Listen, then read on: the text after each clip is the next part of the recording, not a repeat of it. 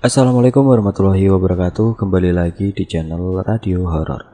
Untuk kisah kali ini masih ada sebuah cerita yang ditulis oleh akun Twitternya @desiprayogo1. Dan untuk kisah yang akan saya bawakan kali ini yaitu sebuah kisah yang berjudul Maryam.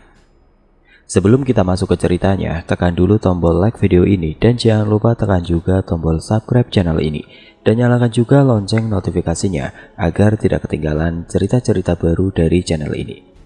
Dan bagi teman-teman yang ingin membaca langsung ceritanya, nanti silahkan saja kunjungi linknya yang nanti akan saya sertakan di kolom deskripsi.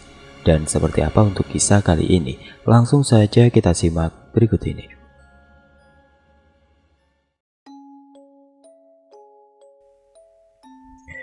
Narasumber kita kali ini adalah Mas Riko, tapi Mas Riko membagikan cerita ini berdasarkan permintaan sang eyang, yaitu Eyang Joni. Di mana dalam cerita ini ada kaitannya dengan masa lalu Eyang Joni. Saat itu usia Eyang Joni sudah 76 tahun dan Eyang Joni ingin membagikan satu ceritanya. Dikala usia beliau baru 23 tahun, tepatnya suatu peristiwa yang terjadi di tahun 1968. Suatu peristiwa yang lagi-lagi dipaksa bungkam dan menyisakan banyak sekali pertanyaan, hingga terciptalah suatu urban legend yang masih lekat di kehidupan masyarakat setempat sampai saat ini. Jadi di tempat tinggal Eyang Joni ada satu jembatan yang memang dijadikan akses jalan utama warga. Semua warga yang ingin pergi ke pasar atau melakukan aktivitas lainnya yang dilakukan di luar desa itu selalu melewati jembatan tersebut. Sampai detik ini, jembatan itu masih berdiri dengan kokoh. Sedangkan jembatan itu sudah terbangun sejak zaman penjajahan Belanda. Ada satu sosok yang sangat fenomenal, konon katanya mendiami jembatan tersebut. Dan warga setempat mengenal sosok itu dengan nama Maryam. Banyak sekali kejadian-kejadian di luar nalar yang terjadi karena keusilan sosok tersebut. Tapi sosok ini bukan hanya usil, tapi juga pernah meneror dua desa setempat karena amarahnya. Sebelum akhirnya arwahnya dikunci di jembatan oleh seorang yang dituakan di desa tersebut. Sekarang mari kita masuk ke tahun terjadinya peristiwa itu. Dulu di tahun 1967, ada satu keluarga yang pindah ke desa tempat kelahiran Eyang Joni. Keluarga itu adalah keluarga Bapak Wirjoyo dan istrinya yang bernama Ibu Rusmaini. Pak Wirjoyo memiliki dua anak gadis yang usianya tidak terpaut jauh. Anak pertamanya bernama Ana Mariska Wirjoyo, yang saat itu sedang berusia 25 tahun, dan anak keduanya bernama Maryam Hana Wirjoyo, yang saat itu masih berusia 22 tahun. Keduanya masih belum menikah, dan yang warga tahu, keduanya sedang menempuh kursus menjahit di suatu tempat kursus peninggalan Belanda di kota.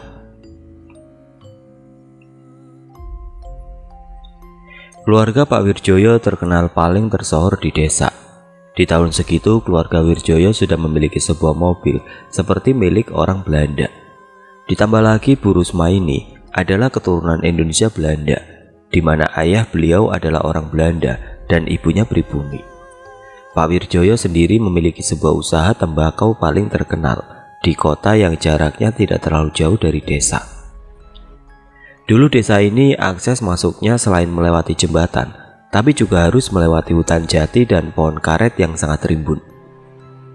Di desa ini dulu dihuni kurang lebih hanya 27 kepala keluarga, tapi sekarang sudah tinggal 19 kepala keluarga dan rata-rata orang sepuh yang asli desa situ.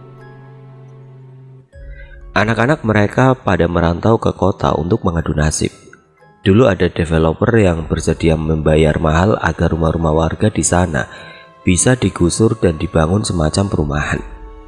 Tapi karena semua warga tidak setuju, akhirnya developer tersebut hanya bisa mengambil bagian hutan jati dan kebun pohon karet. Entah kenapa sejak setelah diratakan di tahun 2006 sampai detik ini, pembangunannya tidak pernah terrealisasikan. Bahkan di tahun 2010, ada suatu kegiatan yang dilakukan pihak developer di atas jembatan. Katanya mereka sedang memberikan tumbal untuk sesuatu tidak terlihat yang konon katanya sering mengganggu para pekerja saat proses penebangan, bahkan sampai menewaskan 2 orang pekerja.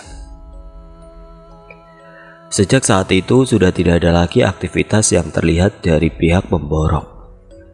Seakan aktivitasnya dipaksa stop oleh seseorang yang memiliki power yang sangat kuat. Kembali lagi ke cerita awal. Dulu di tahun 1960-an, di desa tempat tinggal Eyang Joni ada suatu perkumpulan pemuda-pemudi yang diberikan nama Kaula Muda. Mungkin kalau sekarang dikenal dengan nama Karang Taruna. Pada hari itu Kaula Muda sedang mengadakan acara 17 Agustus. Kebetulan Eyang Joni salah satu bagian dari mereka. Terus mereka kedatangan anggota baru yang tidak lain adalah anak sulung Bapak Wirjoyo. Anak ini anak yang periang, baik, suka menolong dan murah senyum. Meski Ana berasal dari keluarga berada, tapi dia sama sekali tidak sombong. Akan tetapi Ana datang seorang diri untuk mendaftar, padahal semua orang tahu kalau Ana punya seorang adik perempuan yang usianya tidak jauh dari dia. Tapi kenapa adiknya itu tidak ikut juga dengannya? Ada satu teman Eyang Joni yang bertanya kepada Ana perihal adiknya, dan Ana menjawab, "Adikku itu orang pendiam dan pemalu, sulit sekali dia untuk beradaptasi dengan lingkungan baru. Kalau tidak ada yang memulai mengajaknya, sampai kapanpun dia tidak akan ikut." Dari pernyataan yang Ana lontarkan, anak-anak sudah mulai paham dan tidak mempermasalahkan juga. Hingga mata Ana ini tertuju ke Eyang Joni. Eyang Joni yang merasa dilihatin Ana cuma membalas dengan senyum. Tiba-tiba Ana menghampiri Eyang Joni di posisinya berdiri sambil merokok di pojokan. Ana bertanya basa-basi untuk mengenal Eyang Joni, karena saat itu Eyang Joni risih. Beliau pun menyuruh Ana untuk membantu yang lain saja, dan Eyang Joni berbaur dengan teman-teman prianya. Mata Ana masih terus mengawasi Eyang Joni. Dimanapun Eyang Joni berada, pasti di situ ada Ana yang berdiri memandang ke arahnya. Sampai semua anak yang ikut dalam kaula muda setempat menjodoh-jodohkan mereka. Karena semua tahu kalau Ana suka pada pandangan pertama sama Eyang Joni. Cuma Eyang Joni sama sekali tidak ada perasaan apa-apa dengan Ana. Meski Ana ini cantik, kulitnya putih bersih, rambutnya ikal dan matanya seperti kucing, cantik sekali. Tapi Eyang Joni tidak tertarik sedikit pun. Padahal banyak sekali teman prianya yang tergila-gila dengan sosok Ana. Terus di suatu hari Eyang Joni diminta tolong sama temannya untuk ke rumah Ana mengantar barang-barang persiapan Agustusan yang harus dikerjakan Ana. Katanya Ana tidak bisa datang karena dia ada kursus sampai sore dan diminta bagiannya untuk diantar ke rumah saja agar bisa dia kerjakan di rumah. Berangkatlah Eyang Joni ke rumah Ana, dan ketika tiba di sana, Eyang Joni disambut oleh seorang ibu tua yang tidak lain adalah Bu Kasim. Bu Kasim sendiri adalah orang yang bekerja untuk keluarga Pak Wirjoyo. Setelah dijelaskan kedatangannya ke rumah itu, Eyang Joni dipersilahkan masuk dan beliau disuruh duduk di kursi teras depan. Karena Bu Kasim akan membuatkan minum untuk Eyang Joni. Padahal Eyang Joni sudah bilang kalau kedatangannya hanya mengantar barang untuk Ana. Malah disuruh duduk katanya. "Non Ana habis ini pulang kok, Den." Ya, Eyang Joni disuruh menunggu meski Eyang Joni agak risih dengan perilaku Ana kepadanya. Mau gak mau Eyang Joni pun menunggu. Ditunggu hingga hampir 1 jam lamanya, tiba-tiba ada satu mobil masuk ke halaman depan dan turun seorang perempuan muda yang sangat cantik, bahkan lebih cantik dari Ana. Bukan hanya cantik, tapi perempuan ini anggun. Mata Eyang Joni terpukau begitu melihat kedatangan perempuan tersebut. Dari dalam Bu Kasim berteriak, "Non Mariam sudah datang." "Kemana Non Ana? Padahal temannya sudah nunggu dari tadi," tanya Bu Kasim kepada perempuan tersebut yang ternyata itu adalah Mariam, adiknya Ana. Mariam sebelum masuk ke dalam rumah sempat tersenyum ke arah Eyang Joni dan membalas pertanyaan Bu Kasim. Iya bu, Mbak Ana pulang agak nanti, soalnya dia bareng sama bapak dan ibu. Katanya mereka mau membeli beberapa kue untuk warga yang sedang kerja bakti besok. Eyang Joni yang setengah mengintip dari luar entah kenapa merasakan ada yang lain di hatinya. Eyang Joni jatuh cinta pada pandangan pertama dengan sosok Maryam.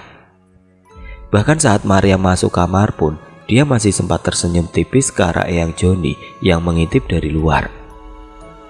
Gara-gara itu Eyang Joni jadi salah tingkah sendiri. Melihat Eyang Joni yang salah tingkah, Bu Kasim pun menghampirinya sambil tertawa tipis dan berujar, "Ayo, ngintip opo? Non Maryam memang cantik dan anggun.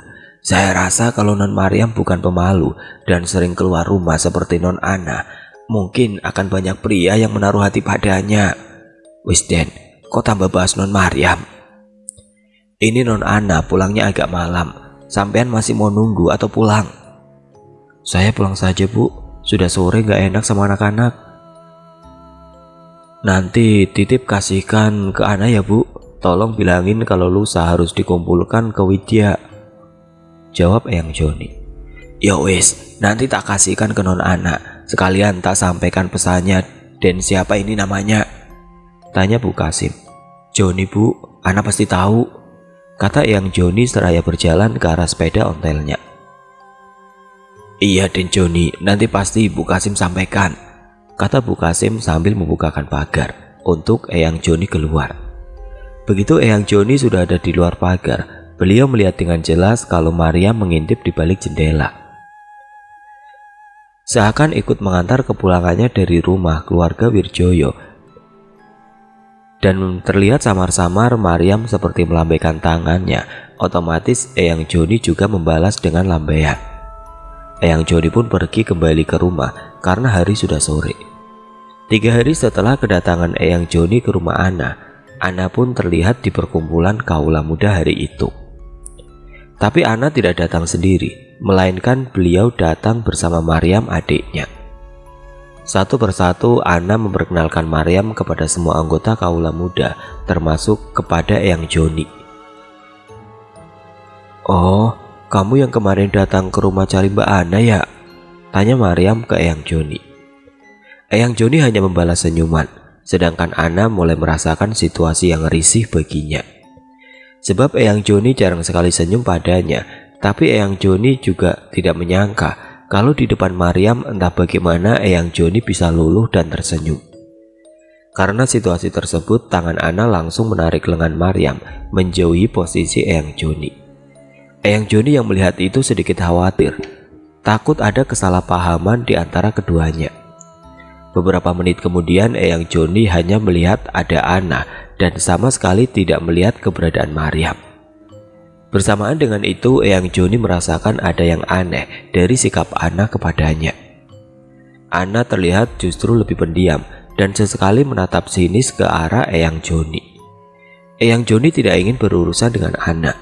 Makanya beliau memilih untuk menghiraukan Ana dengan segala keanehan sikapnya. Hari itu pun berlalu dan berlanjut beberapa hari kemudian saat Eyang Joni membantu bapaknya memanen jagung di kebun Pak Walidi, tetangga yang memakai jasa bapak Eyang Joni dalam mengelola kebunnya. Di mana Eyang Joni tidak sengaja melihat Ana duduk di antara 3 anak laki-laki di sebuah balai bambu di tengah sawah. Sedangkan Eyang Joni kenal dengan 3 laki-laki yang ada di sekitar Ana, yang tidak lain adalah anak-anak preman pasar di kota yang letaknya tidak jauh dari desa. Mereka terlihat sedang membicarakan sesuatu, tapi Eyang Joni tidak bisa mendengar karena jarak mereka jauh. Tapi Eyang Joni keheranan dengan kedekatan Ana dan 3 preman itu. Bagaimana bisa seorang Ana kenal dengan preman-preman tengil? Lalu Eyang Joni melihat Ana memberikan beberapa uang yang ditaruh di dalam sebuah dompet kain. Dompet ini biasanya digunakan orang pada zaman itu untuk menyimpan uang, entah uang koin ataupun uang kertas. Tak lama kemudian Ana pergi terlebih dahulu. Kemungkinan dia pulang ke rumahnya dan 3 preman itu pergi ke arah yang berbeda. Eyang Joni penasaran dengan apa isi pembicaraan orang-orang itu dan beliau pun juga berlalu bersama dengan bapaknya yang sudah selesai sama pekerjaannya. 2 hari setelahnya, pas di malam barikan, keluarga Wirjoyo menghebohkan seisi desa. Mereka mengaku kalau Maryam menghilang dari rumah. Semua warga di desa langsung terkejut. Bu Rusmaini menjelaskan sambil menangis bahwa Maryam tadi pagi izin keluar rumah. Katanya menemani Isti, salah satu anak kaula muda, untuk membeli pita di pinggiran kota. Katanya pita itu nantinya akan dijadikan hiasan panggung pertunjukan dalam memperingati acara Agustusan. Maryam hanya berkata kalau dia akan pulang sebelum jam 12 siang, karena dia akan istirahat sebelum malam barikan tiba. Tapi sampai jam 6 malam, Maryam belum sampai di rumah.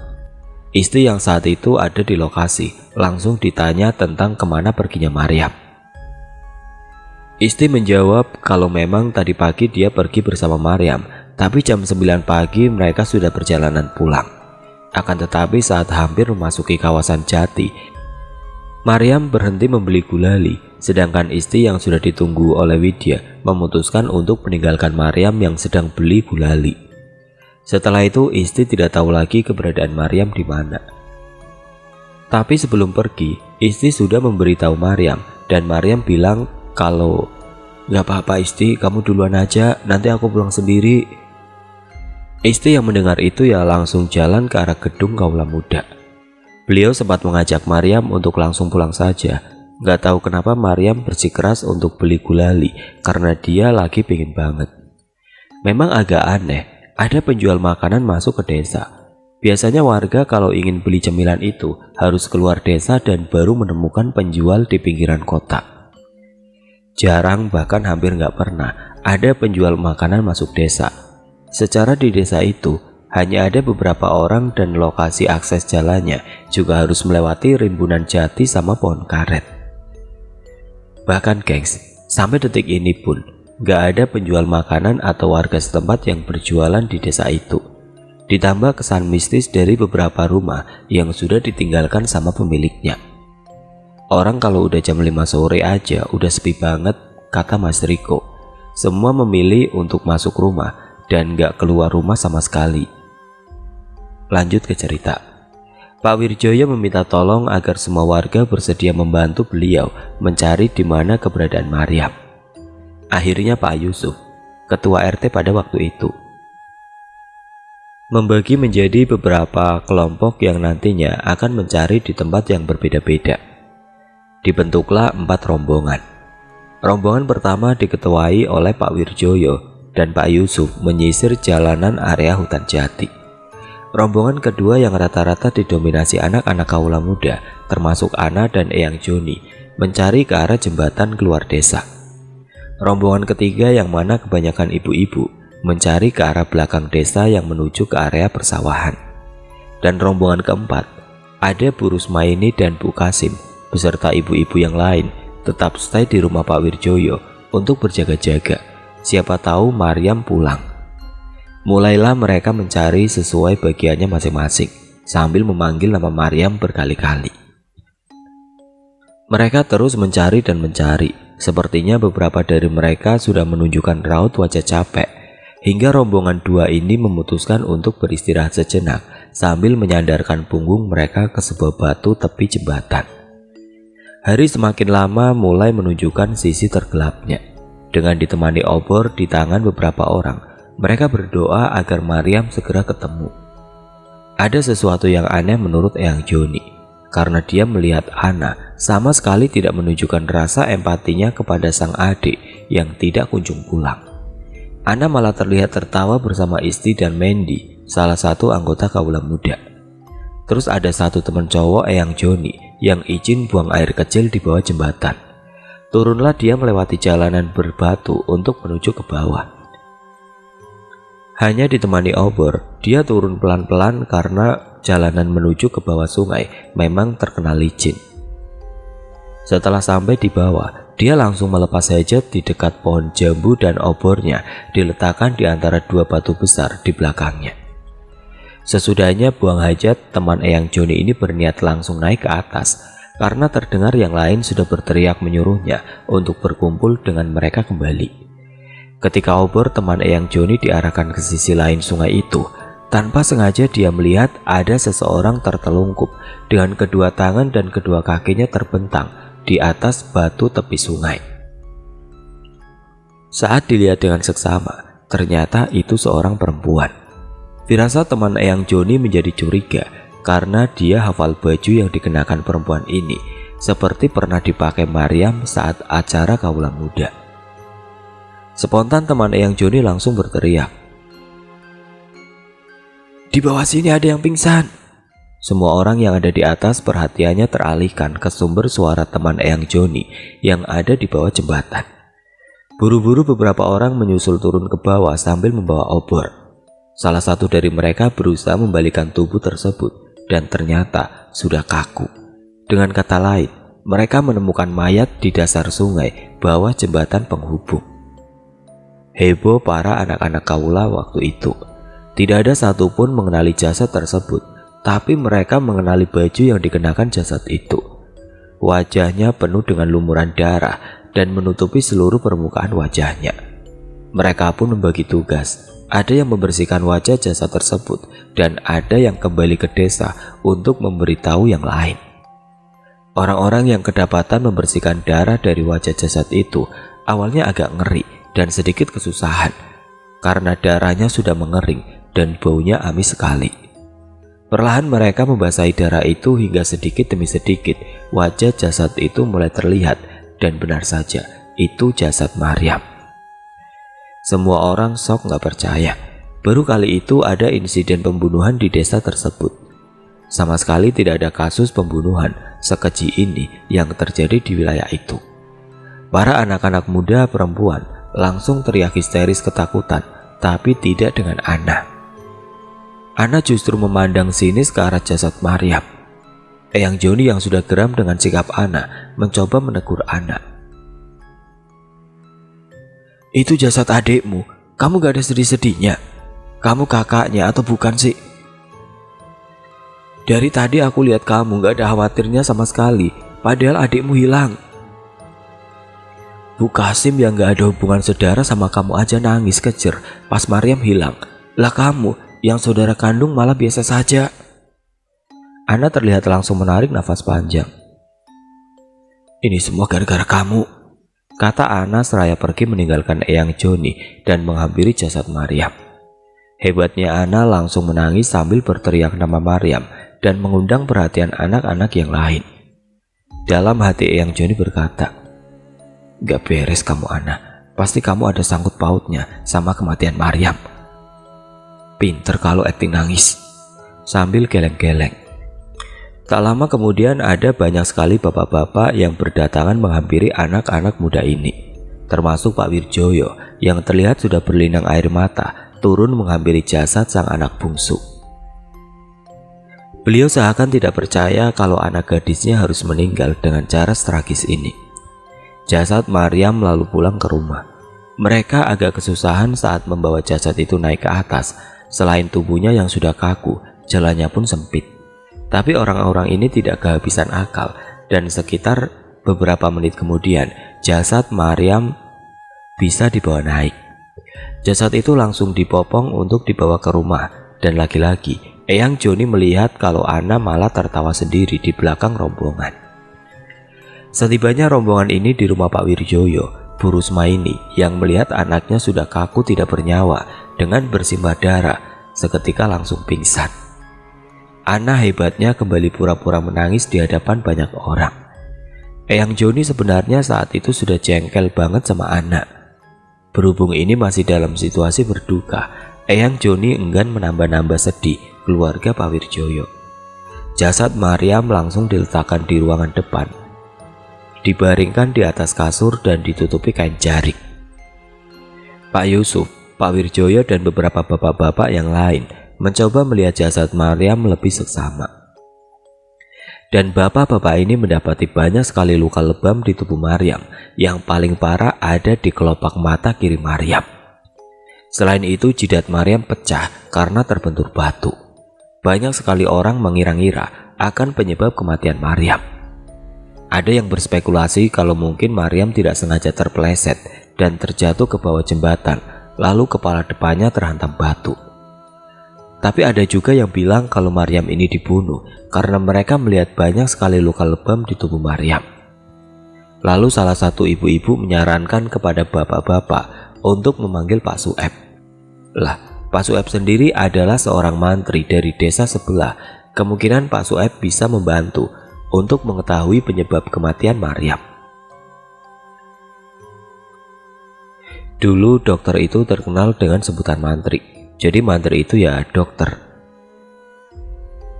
Apesnya Pak Sueb sedang tidak ada di rumah karena beliau sedang ada di luar kota sampai seminggu.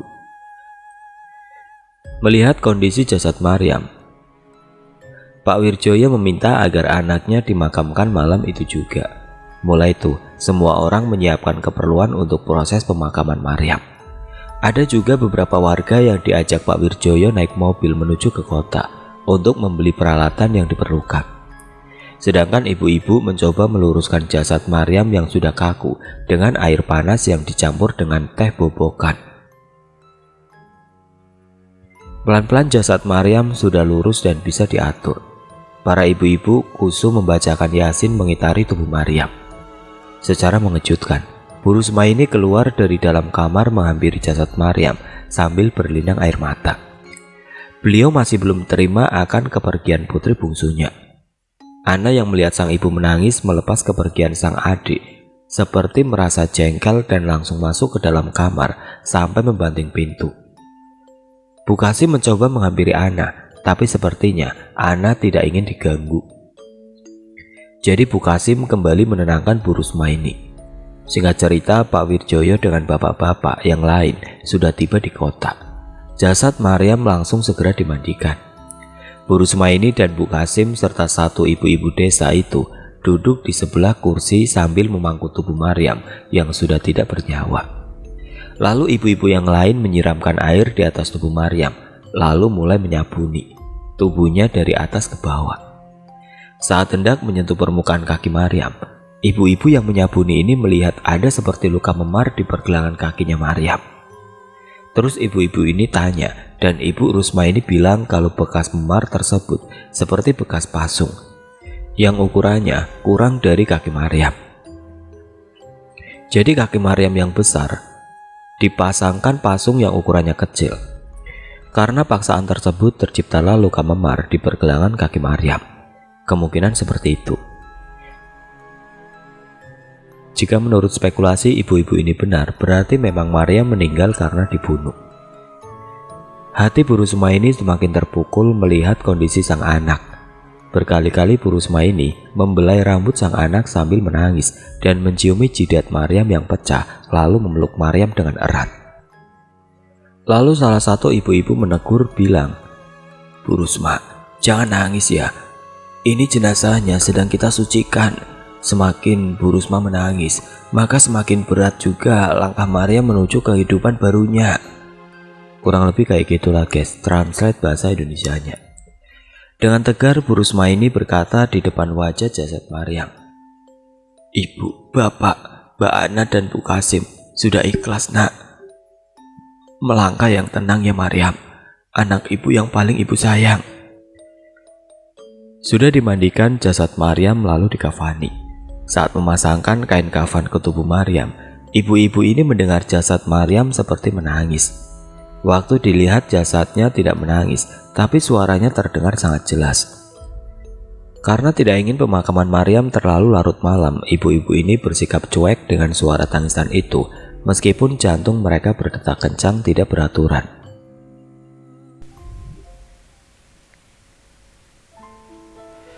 Oke teman-teman, sampai di sini dulu ceritanya. Nantikan kelanjutan kisah ini di video berikutnya. Agar tidak ketinggalan, klik tombol subscribe channel ini dan nyalakan lonceng notifikasinya. Wassalamualaikum warahmatullahi wabarakatuh.